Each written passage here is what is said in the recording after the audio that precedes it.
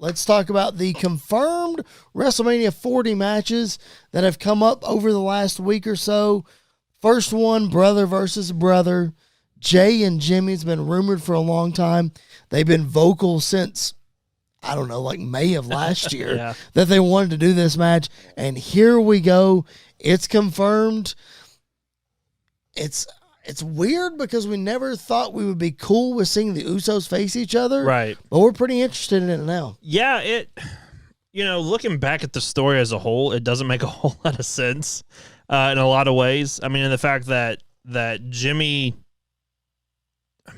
Jay left when Sammy left for a little bit, but then Jay came back and rejoined. Yep. And then Jimmy's the one that turned on Roman, pulled Jay out, and then Jimmy is the one that went back for some reason, but we never really got like a full-blown reason why. Yep. So it's just that whole part is very murky, but ever since it's been the best thing for Jey Uso. Oh, absolutely. Jey Uso has been nothing but a star since then. I feel kind of bad for Jimmy, but Jimmy is keeping with his own at the same time. So I'm really excited for this. I'm more excited for this than I thought I would be. I need them to make it a brotherly love street fight or whatever they're going to call it match between the two, and I would love it if they got Rikishi to be the special guest referee. I think that would be fantastic for that to happen. It really would, and I wish it was for the Intercontinental Championship. I'm still sticking to my guns that Jay should have won 2 weeks ago or 3 weeks ago, whatever it was, but whatever.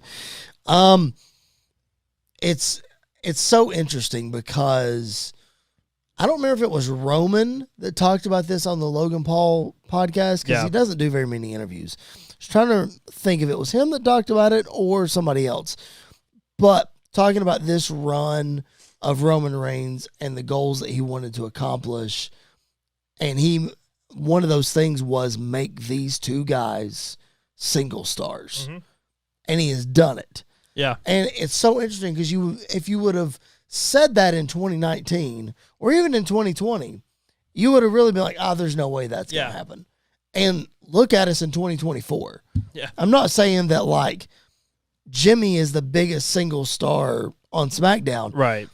But Jay, aside from Cody Rhodes, could be the most popular wrestler on Monday Night Raw. Yeah, absolutely. I think they have set Jay up to be a single star for a while. However, when these two guys get back together, it's going to be awesome. I think that's going to be really, really special when they get back together.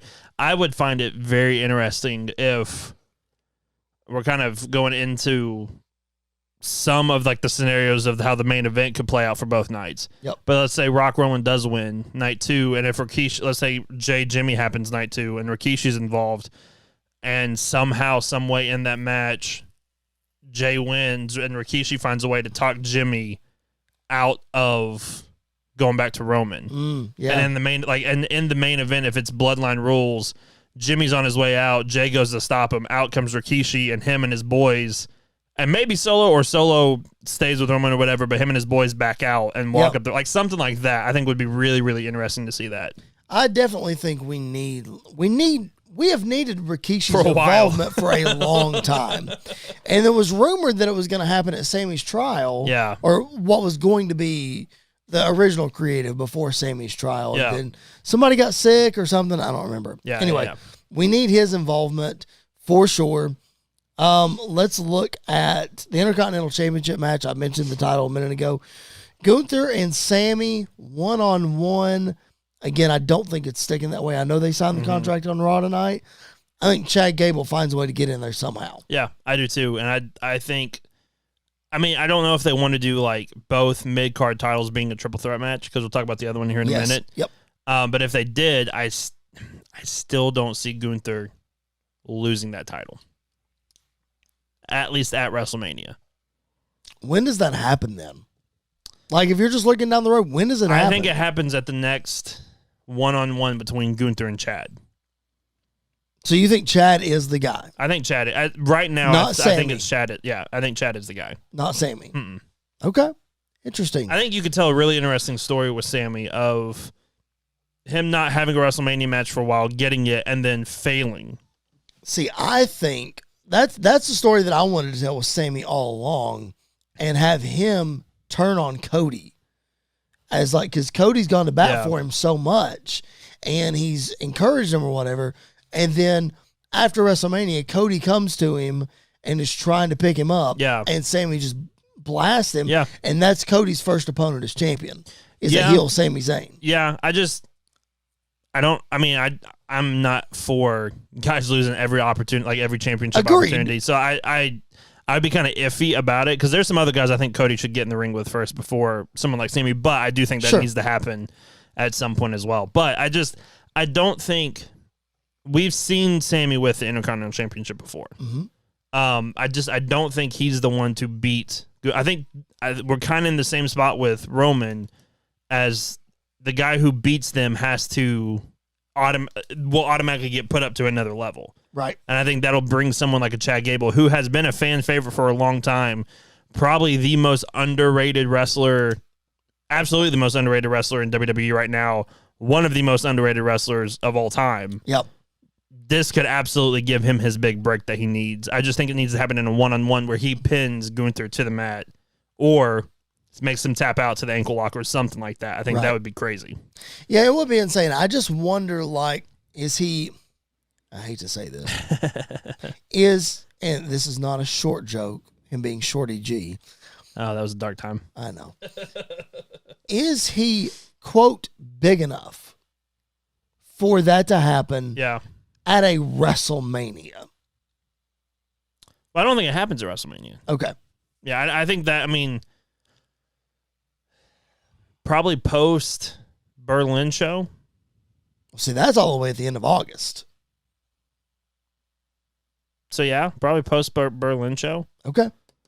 But I don't know what we do to drag that out more. That's what I'm saying. I don't know. He could lose at WrestleMania and then go after Drew at Berlin. Right. But if he goes after Drew at Berlin, he has to win the title in Berlin. Right.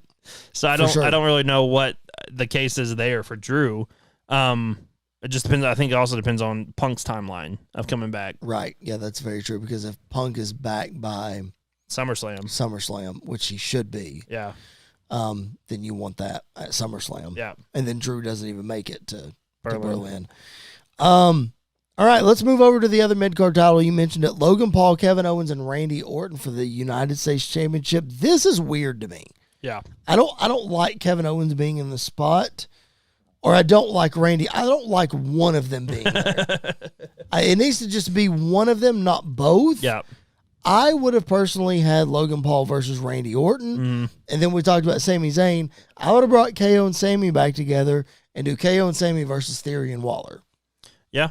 That's what I would have done. Yeah, or put them in the tag team match. Tag team tournament thing for the championships or something like that. I think that would have been great. Yeah, I agree. I think it's kind of weird that Logan Paul is like the third biggest heel in the company. Mm-hmm. So you want to have two big baby faces to go after him. And so that way when he wins, more than likely, then early prediction he's going to win. Probably. As of right now, that's my early prediction. Okay. But also can't ever count out Randy. So at the same time, 100%. I don't know. I just think it's kind of weird to put these two together. I also think it's to keep Randy from having to work a full length match, so he's going to take a little break on the outside, which is really surprising because I feel like he wrestles every week on TV. Yeah, that's designed because he doesn't take more than a bump a night. No, but to keep him in ring shape and limber for these bigger shows that he can then go out and do stuff longer. That's true. But dude, if you're gonna sell the back, just let us know because you sold it too good at Chamber, way too good. My goodness, I was also half awake when it was happening, so I was a little more easy to distract. But good lord, yeah. Let's talk about that ladder match. 6-pack challenge ladder match for the tag team titles. It's weird that they're doing this tournament thing on SmackDown where guys have to qualify. And then we've seen on Monday Night Raw, 3 teams have qualified without this tournament thing. Yeah, I don't get it. It's kind of weird. You could have just announced teams probably and would have been like, okay, that's fine. Everybody would have bought it. Yeah. It'd have been fine. Yeah. DIY, Awesome Truth, and the New Day are confirmed with the Judgment Day, so that's 4 teams. And then we have a tournament on SmackDown, I think. On SmackDown to, let's see. So, okay, there's 2 more matches on Friday. Yeah. And then those 2 winners face off for a spot 3 teams are coming from SmackDown. Right. Okay. Well, we got 3 teams from Raw, though. Or no, 2 teams are coming from Raw. Or 2 teams are coming from SmackDown. How many teams are there in this thing? There's 6. So you're getting 4 teams, 4 teams. One of them's Judgment Day. 3 teams from Raw. 3 teams from Raw. And 2 teams from SmackDown. Yeah. Okay. So the 2 qualifying matches on SmackDown are for the spots. Right. So the 2 qualifying matches, and then the winners face, I think. For what? Because does somebody have to qualify that we're forgetting about? I don't know. That's the thing. It's like they had 2 matches. They've made this more complicated than they really have. We're trying to figure it out. I love a tournament, but good Lord, this is all over the place. It's like Tony Khan booked it. Hey, his tournaments make sense. No, they don't. No, they had 2 matches on SmackDown. Yeah. And the winners faced each other. And that's not for a spot, though. I don't know. All I know is I think this is how we split the belts. It has to be. I think Judgment Day pulls one set down, and somebody else pulls another set down, and then we split the belts. We're like, okay, you go that way, I'll go this way. Here's where I'm getting in all this. I think somehow we come up with an empty spot. Somebody's AEW contract's running out. Again? You think we get the same spot again? I'm just saying. I don't think we get them. You don't think we get the Hardys? No. Okay. I think there's a chance, a small chance, that we might get the Dudley Boys. Oh, okay. Because we're in Philly. Okay. I don't hate that.